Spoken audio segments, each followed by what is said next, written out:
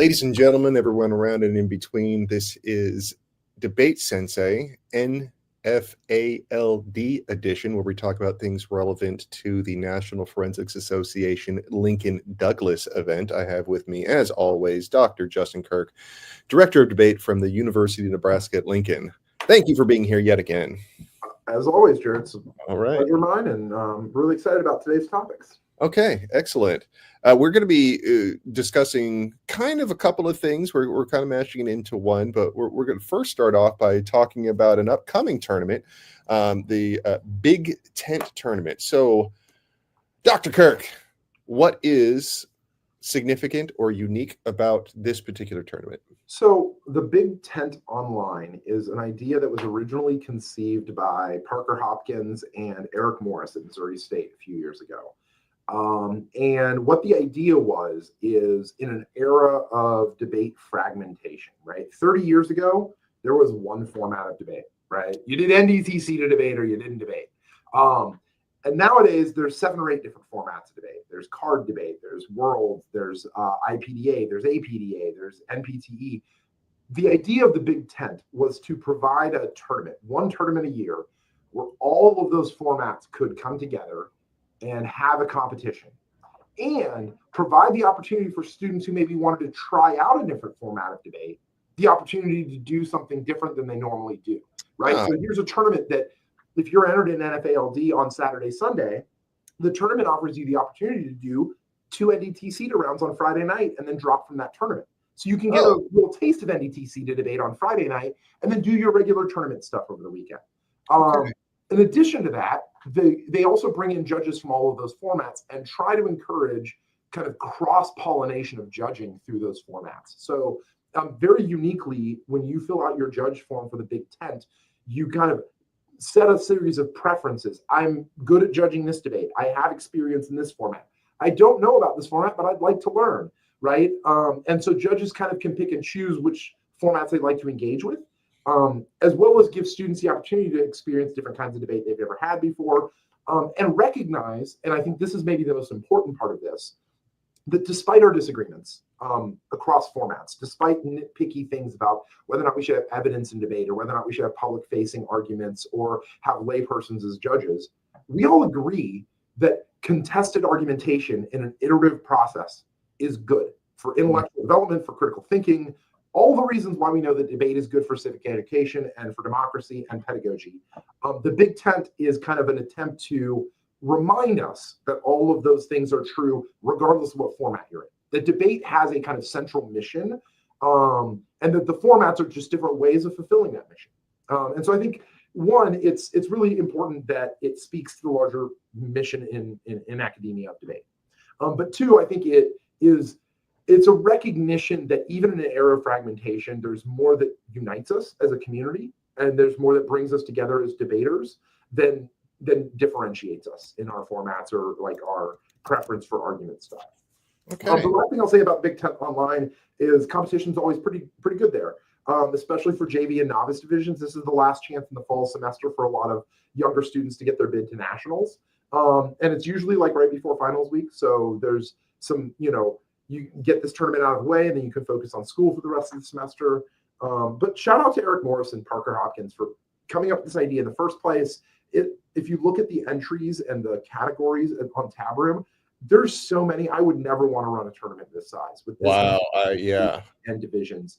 And so the amount of work that has to go into this, the effort that it takes on their part to run this tournament is just immense. And so just shout out to them, and it's a good thing, and I want to see it continue to succeed. So I thought we'd start the program by encouraging folks who are watching this, hey, go to the Big Tent Online if you've got a weekend free at the beginning of December.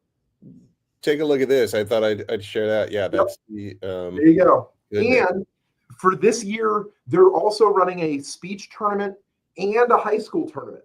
Oh, wow. So you'll notice that there's high school policy, high school public forum, as well as all the different categories for college debate. Wow. So they really are kind of committed to the idea that this is, a big kind of debate event, and they want it to be a semester-ending celebration of all formats of debate. Okay, excellent. When is it? It is December 6th, 7th, and 8th. Okay. Okay. Understandable. All right. That's amazing. That's amazing. Yeah. So, I had no idea that I've kind of always wanted to be a part of something like that because I've I value the various different types of debates. I've always been kind of curious about the infighting that happens. I remember, in my days in parliamentary debate, and they're talking shit on seated debate. Absolutely. And Yeah. that's natural, right? You have disagreements about what the benefits of debate are. But I Right. think the thing that this tournament does is it agrees with everyone that debate is intrinsically valuable, Yeah. regardless of how you come to it. And COVID offered us an opportunity to say, even though debate's fragmented, we can have an event online where we all come together, right? Mhm. And it doesn't cost a bunch of resources for these schools, where we celebrate just debate as debate. Okay. Okay. Well, so this will be airing probably in the week right before the Big Tent comes up. So let's talk about how does prep change, or how do you modify your prep strategy in the week leading up to a tournament? Yeah.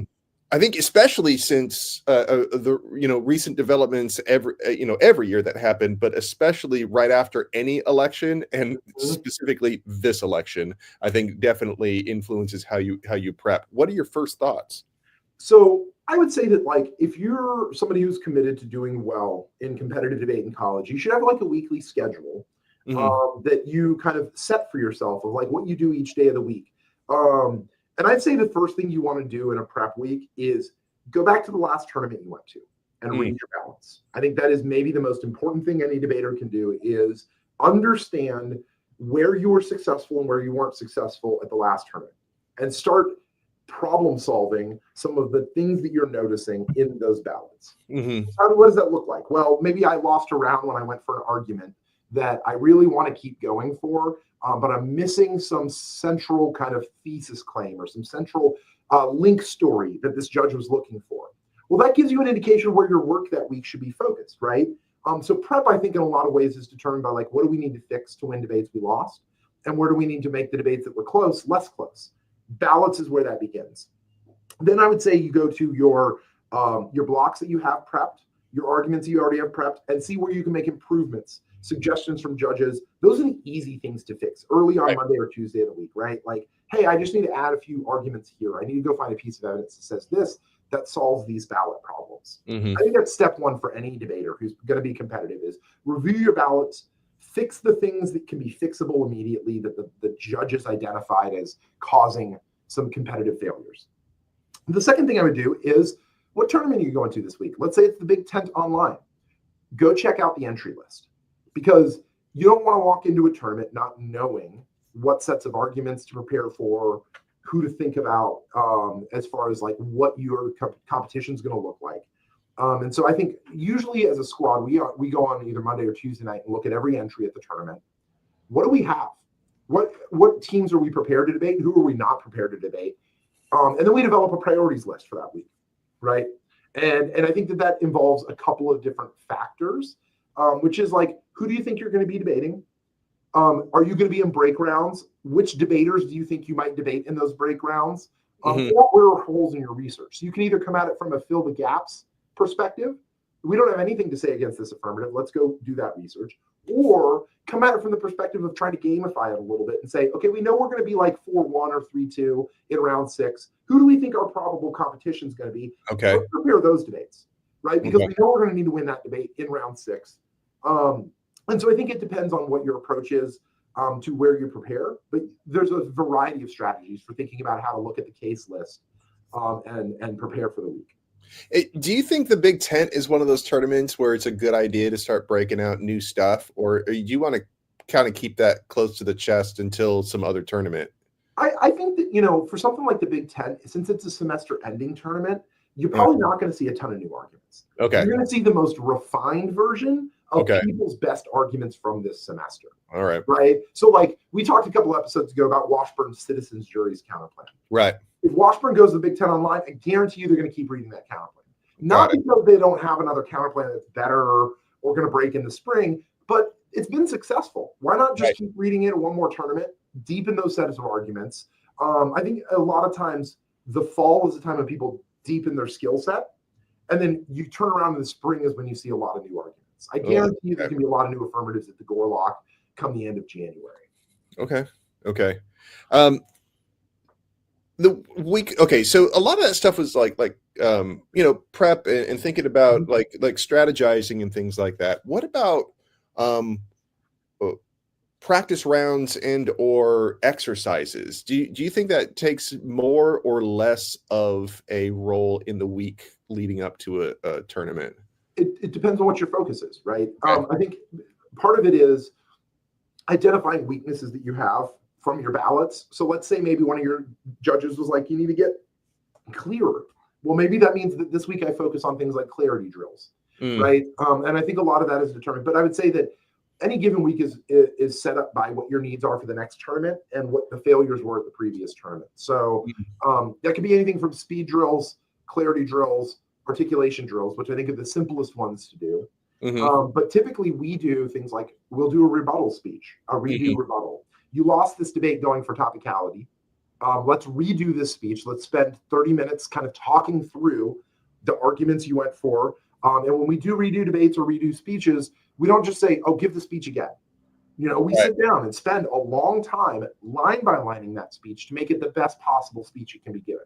And that way the debater sees the gap between where they were and where they could be, right? And then finally, I think that that also involves some practice debating. And you can approach this from a couple of different angles. A lot of teams practice with what they have, right? Our AF debates the neg, and we debate the arguments that we have. I think that's useful to an extent, but a lot of times your team doesn't read the arguments that other teams are reading. And so what we'll do is we'll simulate debates.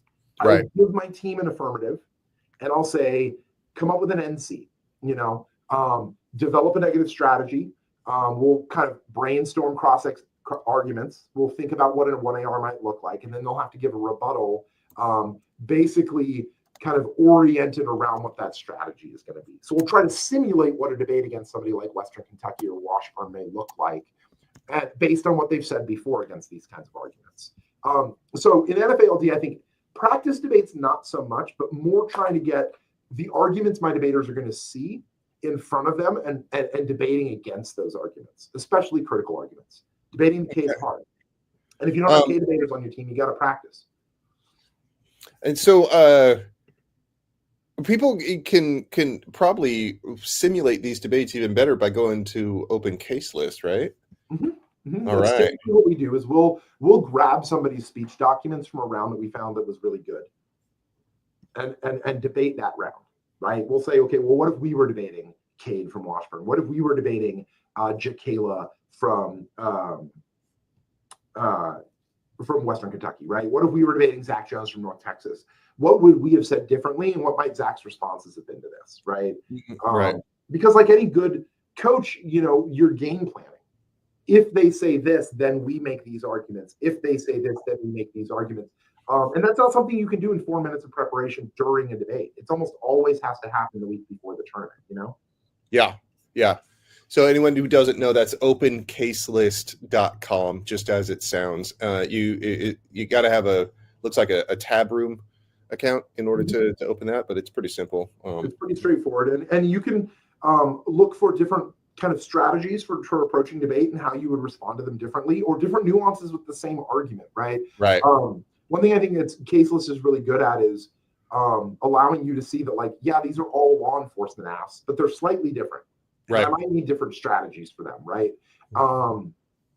And that brings me to my next point, which is case research. Yeah. You're going into a tournament and you're looking at a case you've never debated before. And you need to do some new case research. And we may have talked about this a little bit before on other podcasts, but I think the place I always start with is with somebody's solvency advocates. Who's advocating for the plan? Right. Do they offer other alternatives? Do they offer other solutions? Do they say that there might be some downsides, some disadvantages to doing this action? That usually gives you a good idea what the best arguments and the biggest weaknesses are of a particular affirmative. And then I would say you'd spend a couple of days researching and developing case negative arguments against something that's new. I think that is always a useful practice during prep week, is affirmatives you haven't debated before, strategies, ideas for debating those as a squad, right? Like no idea is too bad. No argument is not successful until you read it and lose with it, right? So any idea that has traction might be useful in those strategy sessions. Do you think that prepping for an online tournament has a different look or feel in the week leading up to the tournament than a more typical tournament? Yeah, I think so. Primarily because you don't have the like 4 to 8 hours in the van usually Right. when Okay. we travel to prep. Okay. Right. So like when I'm thinking about it, if we leave on like a Friday afternoon for a tournament that's Saturday, Sunday, not everything has to be done by the time we get in the van because they've got 5 hours to prep Right. on Friday night. And they can write blocks and they can bounce ideas off of me. So in-person travel, you still have that buffer of the travel to tournament, Okay. being at the hotel. You have a little bit of like flexibility. With online tournaments, I try to have everybody have everything done by like Friday midday. Right. And give them the like afternoon, evening off to relax, do homework, and know that like online tournaments are a different beast because everybody is staying at home. There's not that like everybody get in the van, debate mode turns on, everybody's traveling now. Right. It's a little bit harder to get that switch turned on, but that's one of the reasons we debate from campus and don't let students debate from home is because everybody's on campus together. We're all debating as a team. Okay, so you bring at Nebraska at least they come on the campus for the tournament. We reserve rooms in classrooms, and we all Yeah. work out of one building together as a squad. Because I just think it gives more of the tournament feel to it. Yeah. And I understand like if other institutions don't have those resources, that's absolutely fine. Like internet debate, the great thing about it is you can do it from anywhere. You know. Okay. Yeah, we did the same thing. We had a recent online tournament, and yeah, we had them come onto campus. I think it's great. It still helps with overall cost reduction for tournaments, but at the same time, team building happens, which is what we were lacking during COVID. So, the last two things I'll say, and this is kind of like what new prep might do. Right before a tournament. So let's say you've kind of covered your bases, you're prepped for all the arguments you see. Maybe there's like a new argument you want to go for, right? Maybe there's a new disadvantage that you've kind of developing, right? Or a new counterplan argument that you're working on. The week before the tournament's a great time to write some blocks on it, get it in front of a coach, practice going for this argument in a rebuttal, right? And thinking about maybe some of the best arguments against it. So I would say that the week before a tournament, if you're developing or going to deploy a new argument, that week before the tournament is maybe the most important time because it's when the argument will be freshest in your mind. And you have the like 2 or 3 days before a tournament to really focus on like, how am I going to win debates with this? Can this disad actually get a judge to vote for? Yeah. And then the other half of that is updates in any evidence-based format, as you mentioned at the top. Yeah. With new events that happen, the election just happened. Right. Interest rates get moved all the time. Maybe there's a new treaty that's been signed. You want to update your key files so that things like the state of the economy, the state of politics, right? How are vote counts going? What legislation is coming up? I know that there's a budget that's going to be coming up in January. There's judicial appointments Biden's trying to get through. Like, how do those things have changed day to day? Those are really important. Relations with other countries. So U.S.-China relations, U.S.-Russia relations. I always do a sweep on like U.S. foreign policy broadly the week before a tournament. Because I think that like any major shifts in areas like that, you're going to want to have at least a working knowledge of, if not multiple pieces of evidence defending your position on by the time the tournament rolls around. The last thing you want to do is run into a team that's reading cards about something that happened on Thursday, and you didn't go look at the internet on Friday to figure out how to right? And so I think the last thing you do before a tournament, like Friday morning, Friday night, check for updates. Check to see if anything has changed in the world and how it affects the debate topic or key arguments you might be going for. You don't want to roll to a tournament and find out your disad's non-unique. You know? Right. Your central negative argument has been made moot because the Federal Reserve decided to raise interest rates by 2 basis points. That happens. Yeah. You listed a few of them, but do you have like a list of arguments? Is like, hey, on Monday, we got to update these particular arguments every tournament that we're coming into. I do. I have like a checklist of about 10 things. Yeah. I mean, and it's what I just talked about. It's econ, it's politics, it's jobs. I always look at jobs and labor reports because that's always affects macroeconomic stuff. I look at U.S. foreign relations with major competitors. I'll take a glance at like what's going on with NATO. You never know. NATO is a big international organization. And then I'll take a look at like international trade, World Trade Organization, what's going on with maybe some like low-level conflicts elsewhere, things that I think might impact the debate community. I just have and it's not really a list of topics, but it's more a series of websites I go to. Oh, okay. Right? Like, so I'll go to Foreign Affairs. I'll go to The Economist. I'll go to Financial Times. I'll go to the Wall Street Journal, New York Times, Washington Post, and then some trusted think tanks just to see if they're picking up on anything I need to be paying attention to. Yeah. Maybe some untrustworthy think tanks too. You never know, right? Yeah. Do you think that this year's topic affects like prepping in the week up to a tournament at all in a different way? Not as much, I think, because the topic is relatively small compared to what we thought it might be. Right? There's only about 6 asks on this topic, and I think that means that like prep is pretty standardized now. So like fill in gaps. Is there a new version of one of these asks that we've heard, or a new twist in an advantage that we aren't prepared for? I would say last year's topic, the nukes topic, actually had way more, even though there were fewer asks, the global situation was changing much more rapidly. What was going on in Israel and Gaza, what's going on in Ukraine, what's going on with China and Taiwan. Updates were way more relevant as far as like any changes whatsoever might affect our nuclear posture. AI is so nascent as a technology. I think it's hard to see how small changes affect big picture stuff in AI. Oh, that's a good point. Right? So like, yeah, the economy may change a little bit, but like, is that going to affect the macro picture of like how OpenAI deploys GPT-5? I don't think so. Right. So I think that those update shifts matter less on a topic where so much of it is like future looking. And aren't affected by micro level changes or maybe meso level changes, but more macro shifts in the environment. So things like Trump getting elected probably has a big impact on AI, right? He's probably going to cancel Biden's executive order and shift some stuff to private industry. But the Federal Reserve decreasing interest rates by another quarter point, not going to affect AI.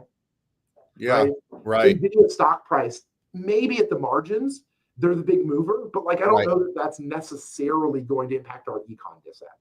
Okay, because I was surprised by how stable some of these cases are, meaning like, you know, you can kind of use similar arguments from tournament to tournament without necessarily updating it, with the exception being the elections. I absolutely granted that, but now that you kind of explained it in those terms, it makes a lot of sense that even though this industry is changing and updating rapidly, what the implications of those changes long term are still really unknown and untested. And especially like we don't know like how big AI is going to be in 10 years. What level of infrastructural integration there's going to be with AI and everything else we do seems like a lot. But you know, you read articles and people are like, yeah, the AI bubble's already burst, and you're like, is that really the way? Like, so we're really in a period of uncertainty with AI where we don't really know how to measure progress as well as with other technologies, right? And so I think that's absolutely true. I do think that like the last thing I'll mention as far as like what you want to do during the week is find yourself like some way to put yourself in debate mode. I have a playlist. Like I have a music playlist I listen to.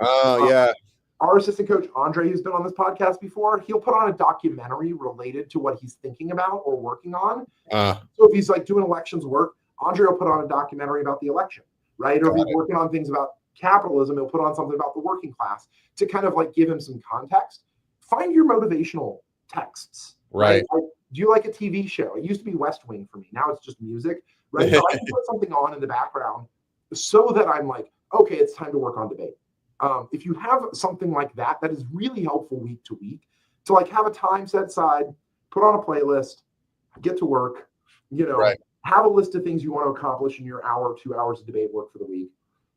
The last thing I'll say is NFA-LD is a format that I think affords students a really great opportunity, which is you can be successful in this format by only putting in a few hours of work a week. You don't have to bury yourself in research and redos to be really good at NFA-LD.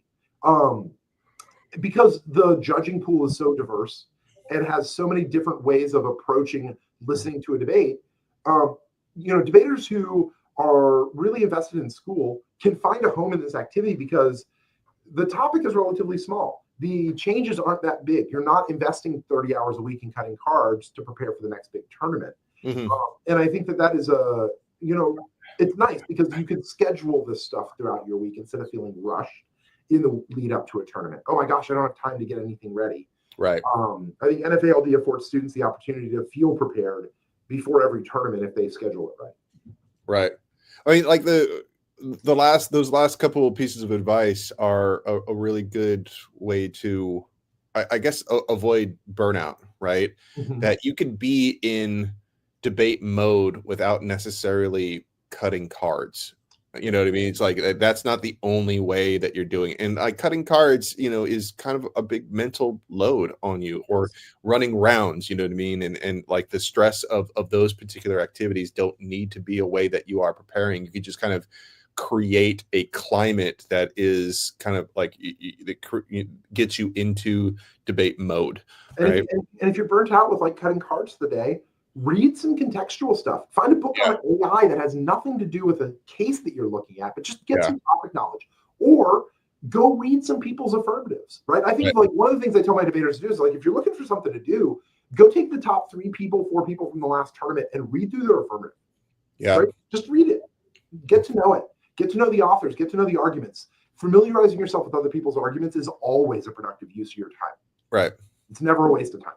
Yeah. Do you think that there's, speaking of waste of time, is it a waste of time to try to understand your judges on the week coming up to it? Or is that something that you could do like as soon as you see pairings and just... It's 100% beneficial to spend time on that throughout the week. Okay. And part of it is because of the diversity of the NFA-LD judge pool.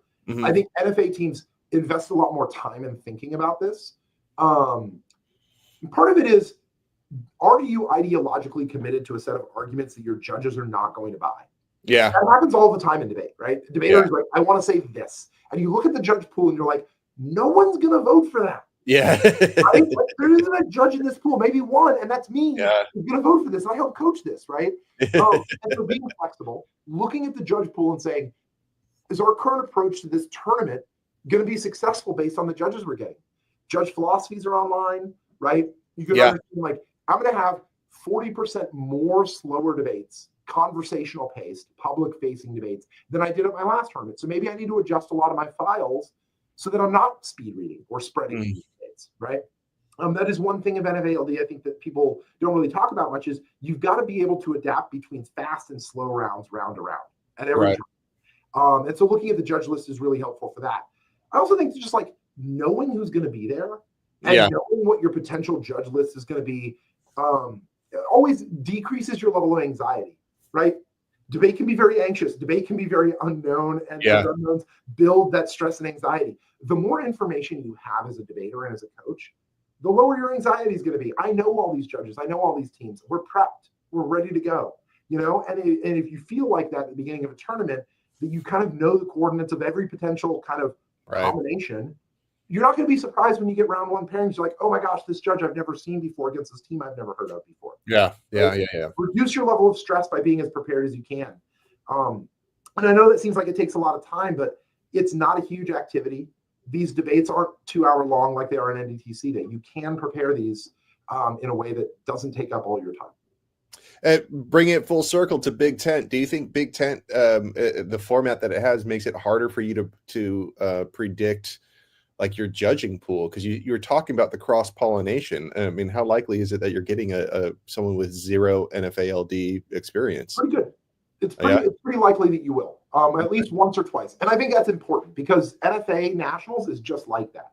You're going to get judges who are cross-entered from the speech events because they have to, right? You're going to get judges that the tournament hires from the local area. So people from Detroit that have debate backgrounds but maybe haven't been involved in 20 years, maybe worked at law firms. So Big Ten Online, I think, is a perfect time for debaters to just like develop a generalized philosophy of adaptation that Right. can be applied to every judge. What are some questions you can ask of a judge? What's your experience level? How comfortable are you with speed? Critical arguments, yes, no. Conditionality, yes, no. Feel it out, and then have a method for how you approach those judges, regardless of the situation. All right. All right. Well, I think this is a good discussion, not just for the Big Ten, but for any tournaments coming up. But in particular, the Big Ten is kind of unique. So preparing for that one, I hope this is helpful for anyone going to that tournament in NFA-LD or in any other of the events as well. Yep, absolutely. All right. Thank you, Justin. We will be back in the future, talk about more NFA-LD related topics. Yes, Jared, I will see you after NCA. All right. Bye.